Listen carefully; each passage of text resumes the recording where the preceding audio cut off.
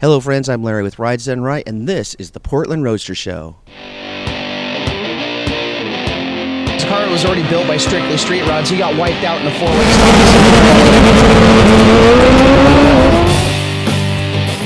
You have the most talented guy in there, but if he's not driving it, the rest of the crew is in the back. Drives the truck, he drives the car, he flies the plane. Did he get paid 3 times? No. This show, top 5 in America.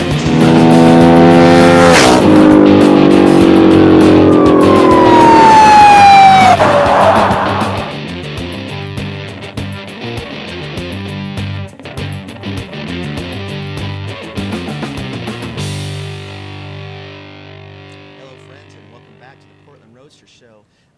I am with Steve Frisbie, and we're talking about the Ridler winning Renaissance Roadster, and that's what we're going to get into in this segment is how this car came about and really the details of what makes it and what put it together. It started from basically, I'm guessing, scratch and the customer saying, I want to do something, so you had to have had an idea of what you were going to go after to build. How did that initial start go? Well, initially the first design, or the main design, was done by Chris Ito. And Chris and I got together and I told him that it started in a whole different direction than where we finally went. I told him I wanted him to design a 33, 34 type Roadster, but I wanted modern and swoopy and sexy and just changed. And I said, I have stampings for stock 33, 34 Roadsters, and we build stock bodies and sell them as a product. And I told him, design this car so that I can use some of my stampings, right? Save a little money? Yeah. So he designed the car, and how many stampings do you think we could use? 0. So, right off the bat, we're out in left field. But anyway, we made one body out of steel, and I researched people that can do aluminum shaping over in Europe, and I got involved with a company over in Mielec, Poland. And so I flew the steel body over and we put it on a surface plate, and we spent 3 days with their head mechanic or whatever, engineer, or whatever you want to call him. They make their own car over there, and they had to crash test it. They had 7 cars, and they had deposits on 7 cars, but they couldn't sell them until they crash tested them, or go through homologation is what they call it. So anyway, they had time to fit my project in, and so we came to agreement on building 24 just body shells and just a steel frame. So this went on for probably 6 months, building the first one. And when I went over there to see the first one, it wasn't done, and they'd taken pieces off of my steel car and interjected them to make it look like it was done. Kind of a smoke and mirrors show, I'm not going to name the company, but so anyway, it turned in the whole venture failed, just completely failed. So I got my steel car back, and I got the first car, the first body back from them. And when we got it back, the craftsmanship was not like the craftsmanship they were putting into their car, and we ended up taking so many panels off that car and producing them in our shop, and then we went on to make the fenders. But so basically, the first body and frame, we just hooked some rollers on it, and we were still going to sell it as a product. Well, after a while, taking it around, and then I met up with Buddy. He connected with us on the internet, and we met up at a show and we talked, and that's when he talked me into selling him that first body, and the ball just started rolling downhill from there. So the car really didn't start out in the Ridler direction. It started out as a product development. So When did he switch gears on that, or was this still part of the conversation of grade 8 kind of thing? did he come to you with that right off the bat with the grade 8 thing and the body, or you're saying the body kind of evolved, and then as you saw that, you said, might as well head that direction? Well, he liked the design. He liked the shape and the design of the body, and he said that if I buy into this project, I want to go to Detroit with it. No mention of grade 8, no mention of Ridler. So it just started out as, well, let's go to Detroit and play with the big boys, you know. That's even a calm way to say it, though, isn't it? Because he didn't say those two things. Everybody in the room knows what he meant. It's just he didn't use the words. Yeah. So you have the main body then put together, and you have all these. The top is not a removable top. Isn't it? No, it's fixed. It's removable. It is yeah. removable. So I hadn't seen it like that. And have you? Well, obviously, many haven't seen it like that. Is that something then that we can look forward to as you guys will kind of show the thing more, or will you be putting it in different stances, maybe with the top off to the side? Or Well, we might. Actually, I think the car looks better with the top off. But it's a four-man job, you know, taking the top off. It's latched in the front, latched in the back, and yeah, we took it off at let me see, we took it off in Chicago. I was gonna say the other thing is that every time you take something like that off and put it on, there's that whole little, is it gonna get, you know, like a little cooter bug on it? And I imagine early on, just everything is about trying to keep it tight and not, remove some of those things. Yeah, anytime you even when you're opening a door, you know, you never know. Maybe your belt buckle or, you know, one of these. Yeah. Well, one of the things that the place I really want to go with this car is that everybody that comes to the show gets to see it from that, 10 feet out, walk around with a door open, and you get the glances that you get in there. No matter how long you can stand there looking at this car, a lot of times you don't necessarily know what you should be looking at to try and find out. And the conversations that I had with you guys was a blessing for me to be able to see and know where the details were and look at them and then jaw drop and go, this is amazing. One of the things, and there's many here, but let's start with the interior, because there were a few things to me that just knockout stuff with the interior. Mm-hmm. When Buddy came on board, Chris Ito was kind of out of the picture because he's back in just outside of Chicago at Navistar. He's running their design center in Navistar, the big trucks, the semi-trucks. So David is an in-house designer, and he does computer design work also. And actually, Chris has helped him a little bit in getting his skills up to up and running. And so I brought David in to do really all of the design work on all the details. And David and I have worked together for over 20 years. And it's amazing how parallel our thought patterns are and our tastes. So when he gets into design work, and then, I have to interject a little bit just because I have to, and if I'm not right, then I'm not right. If he's right, he's right, So, David designed the steering wheel. That was one of the first things he designed, and all of a sudden it's like, man, we got to hook up with machine shops because this is way over the top. And I said, well, I'll send a rendering over to Buddy and see if he goes yay or nay. And he loved the steering wheel. He wanted to make one little change in it, and at the bottom edge, how it's flat instead of totally round. And that was a good idea because getting in that car isn't an easy feat, so he got a little bit of legroom and a design feature also. So the steering wheel and the steering column. The steering wheel actually turns about this far down the shaft. The whole shaft turns with the steering wheel. Then it connects with the part of the column that goes to the floor. So that was a little bit different. And then the spokes and everything. Then we got into, we decided to make the console up off the floor, and then we put LED lighting underneath the console.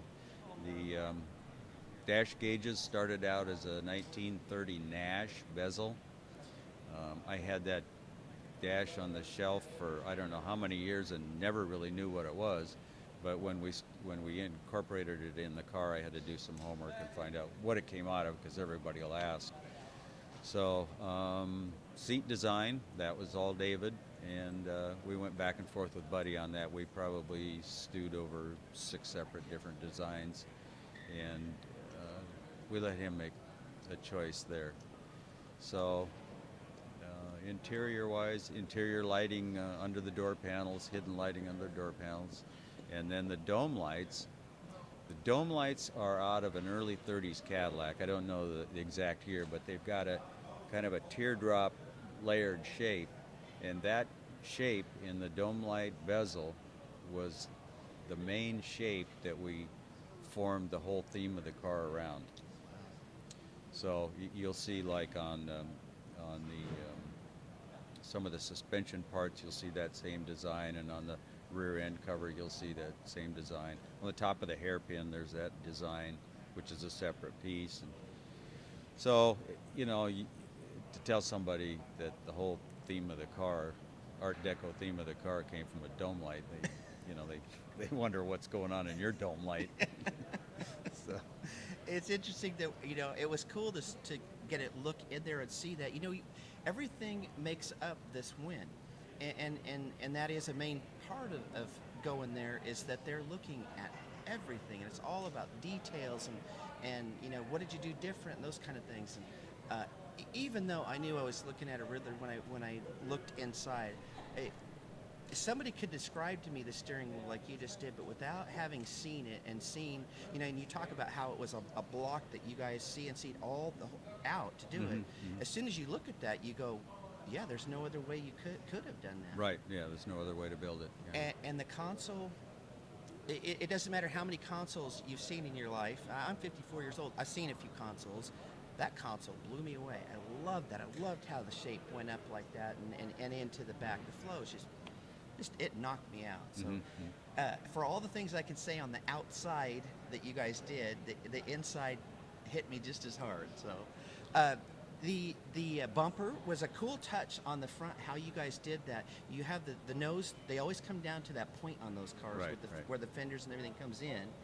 And then most people just leave them like that. They don't stick like a bumper in there. And you guys put one that was all cool, contoured in it.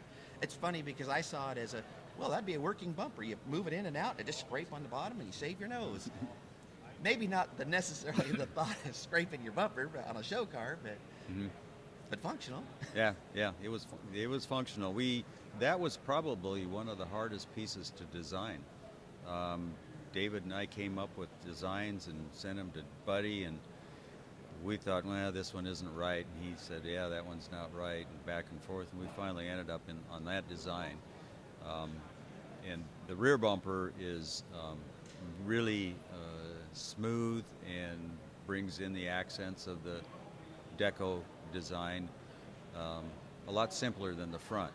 But then we've run neon type appearing lens right to left, which is a little different. You know, you don't see, you'll see more of it, you know, probably in the future, but it's a little different for that time. That bumper was actually, I had that made at a prototype company in Detroit that makes prototype type headlights and taillights for GM or Ford or whatever. And it's plastic, it's chrome plated plastic. Kind of interesting. I also did not see the headlights in the J.C. Whitney catalog. I went through the whole thing, and they were not in there. So they are, of course I'm joking, but stunning. And again, what was the story with that? Well, the headlights are probably one of my favorite parts on the car. Actually, we made the buckets. They were made on a power hammer in halves, and then welded together and metal finished. And then we made a pattern for the bezel and had it cast in brass. And the lens, the grill on the 33 swoops. So I got a 1933 Chrysler lens, which has a slight slope to it, and we marked out, we drew a line on the lens. It's a big round lens. We drew a line on the lens that it would fit the bezel, and we cut the lens out of the Chrysler lens. We cut the Renaissance lens out with a Dremel tool in a pan of water so that it wouldn't break. So how many lenses did it take to get those two? Just two. So then on the inside, we hammer formed a reflector and then put a projector beam in. And then I decided that for a park light, I wanted something different. So I had made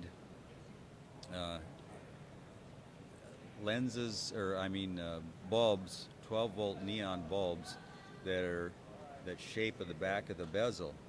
I think I had to have 500 of them made. So if you need any, I got some spares. But that neon bulb fits behind the bezel, so when you turn on the parking lights, just the whole light kind of glows, and you're not even into the projector beam. Was your thought when you did these at some point? Obviously, you decided, hey, when we show them, let's leave those guys on. You know, it has that glow in there. Was that part of it when you guys were? Yeah, I really wanted to have show lights. I wanted the dome light on, the tail light, the headlights on park, and the interior lights. And so we've got a little trickle charger head underneath the tire stand, and we can just flip them on off a switch behind the front seat back panel. So I think people are interested to see it that way. You know, the lighting is stunning, and you know, all of this.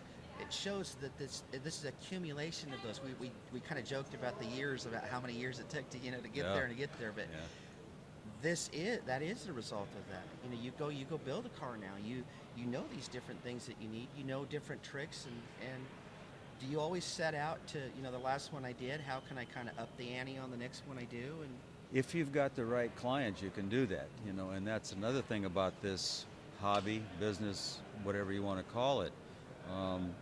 Your client is the one that dictates how far you can create.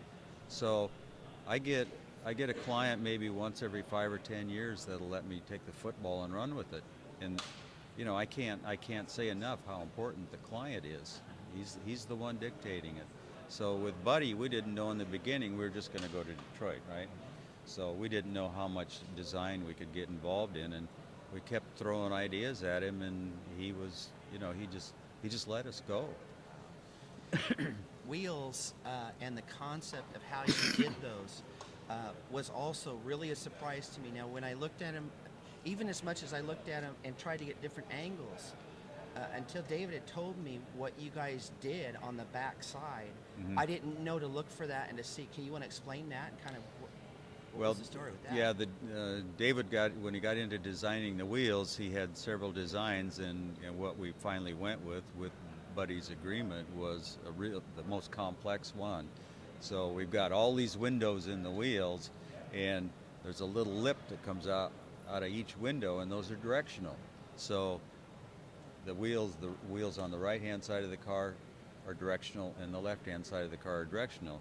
So on the back of the wheels, or behind the wheels, we made a backing plate that had this directional window also. So you look in the back side of the wheels, and it's almost like looking at the front side of the wheels. And then we incorporated a cover that went over the caliper. Calipers aren't the best looking things in the world, so it was nice to kind of put that in the shadow. But the wheels were they were challenged. They were a challenge for the machinist, and a big challenge for the chrome plater. I didn't ask what the power plant is in it. You know, we're so busy just looking at how beautiful it is. It's like, oh, it does have an engine. Yeah, what's in it is one of the limited edition 427 Chevrolet motors. Now I get a lot of flack about, you know, there should be a Ford in it, but what I wanted to do is I wanted to stay as much aluminum in that car as possible.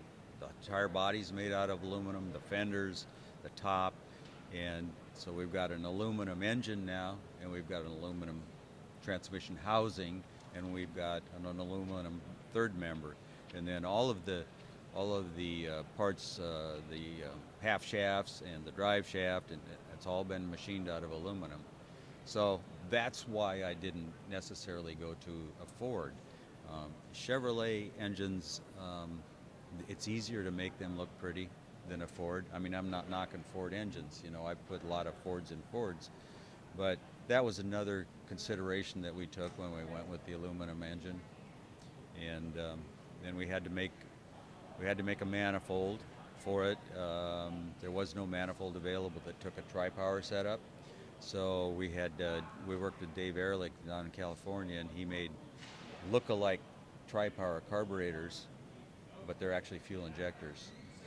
And on the bottom of the transmission and the engine, we machined a full pan that covered all that, which is a functioning pan. It's not a cover. It's not covering the oil pan or the transmission pan. And then that cover comes up around the front of the engine, and inside that cover is the electric water pump and the alternator. So you look at it and you don't see fan blades, pulleys, belts, anything. It just follows that theme all the way to the back of the transmission. Everybody gets that whole, what do I do with the side of the engine? And of course this is one of the features of it that is stunning, that gap look that you have into the side with the headers kind of coming down through there. And did you guys sit there, you and David, and kind of draw out and play? How did that kind of come about? Well, that was Buddy's idea. He was pretty adamant on having a big window in the hood sides, and so we scrapped the hood pieces that we had and we just started over again. And what David did was he would put paper before we took the first hood side off. He would take paper and then he'd draw on the paper and give an idea, and then when we got dialed down with Buddy on the size and the height and the width and so on, then Buddy threw in another problem with the Art Deco spear. So, and that Art Deco spear, I don't know how many pictures of email we sent back and forth, and it was this direction, and this direction, and so we finally dialed in on that and made him happy with that aspect. But the owner was instrumental in a lot of the design cues on the car, which is good. I was going to say, I'm glad he did, because now we look at the result. It's funny because you always, in the heat of the moment, you're going, are we done yet? I mean, can we move on to the next thing? But then when you're done and you look at it, you go, good idea we did those few extras when you see that end result. Yeah, the guys in the shop, I mean, David, Buddy, and I had a direction in our heads. The guys in the shop there every day, they're working on this piece, and then they're working on this piece, and then they're working on this piece. I mean, this went on for 3.5 years. So when the last month, when the car finally started to go together, they were shocked to see all the pieces that, it's like building a puzzle. They were shocked to see all the pieces coming together, and they understood why we were dictating that this piece had to be such and such and such and such. So. And even us, I think I don't know about David. I know about Buddy. He's blown away. But even me, I look at the car together and I just go, we really did do that. Well, that's what we're all saying too. Everybody that shows cars, you're 30 feet away, whatever it is, looking at something. The paint is going to have to draw you in, and as we're always talking about all it takes is one wrong decision, and that trophy's not sitting in front of that car. Right. And colors are a big deal, and it wasn't just colors. In this case, it wasn't just colors. Boy, it was the execution, because, as I said, it is deep. That contrast and the way the glow sparkles of the red and the darker color pull the other red out.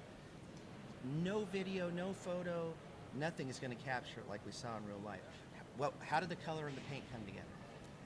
In the beginning, he said that he did want a red-black combination.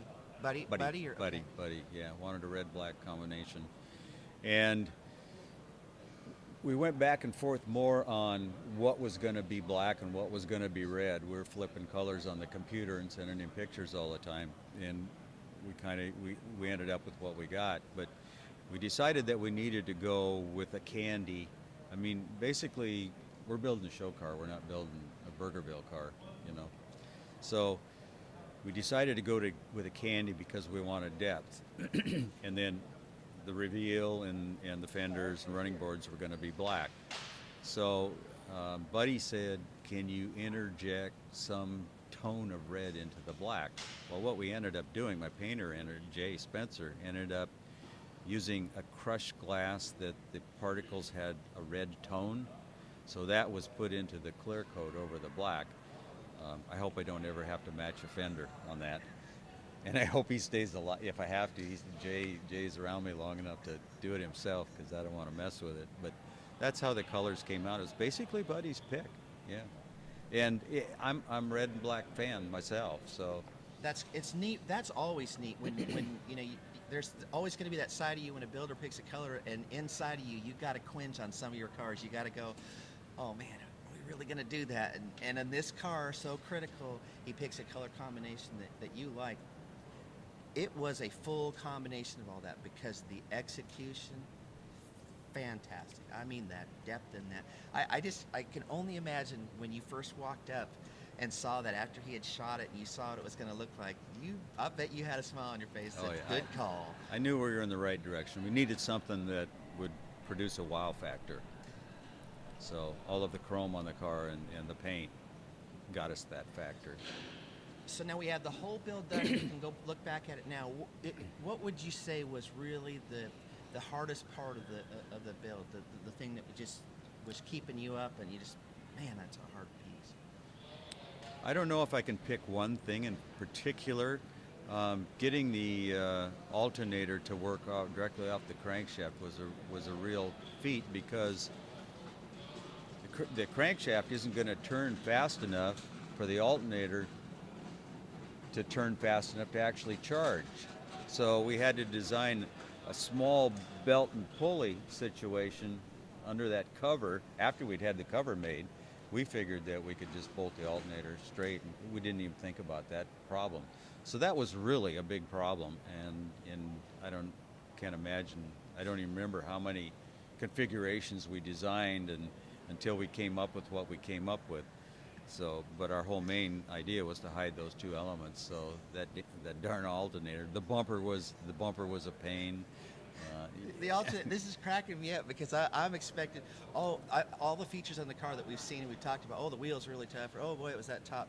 The alternator. So you're worried about when Buddy's driving into Dairy Queen that he's going to get a dead battery or something. It's like. I know that the car has to start and get up to where it's got to go to pass tech, but it's funny that you were so worried about that. And even like you said, the performance of an aluminum engine. The reality is, there's always that part of you as a builder that says, even if I know that this car is never going to be out performance tested and done these kind of things, you know that you're building a car and you want that thing to work. And Well, most of my customers are long distance, so when we build a car, his car, I won't do this, but we usually put 200 miles on a car, so if there's any problems, I can take care of them. I mean, I've had cars go to California and to Florida that have had a problem, and I feel they're a warranty issue. When I build a car for somebody, I get paid to build the car one time. I don't consider myself being able to get paid for warranty issues, and sometimes that really hurts because sometimes you buy parts and components that fail, and how do you charge a guy 3 times for putting an alternator on a car? 39 years of doing this, you certainly have had those experiences. And this is something that you learn over time, that you go ship the car and then it's just the stupidest little thing that guy's just trying to do, and you're going, really, we got to go get the car for that? Yeah. And then you're going to mail him the bill for it, and it's like, that wasn't me that put that car. I've had cars, I've had automatic transmissions go out within 400 or 500 miles. I had a transmission go out on a 33 Ford Coupe, and it was down in San Francisco area. And so I weighed the cost of going down, getting the car, bringing it back, having somebody go through the transmission. I ended up, Roy Brizio helped me out. He and sent me the bill, and I just paid the bill. But I figured unfortunately, it was a warranty item that a transmission company should stand. But you just run into those deals. You gotta stand behind your product. Well, the final product is amazing, and what's fun about what we just went through is a great explanation of how and what you go through to get those little pieces that sit in front of that car over there. Mm-hmm. So thanks so much for going through it with me, and You bet. we'll catch you guys next time.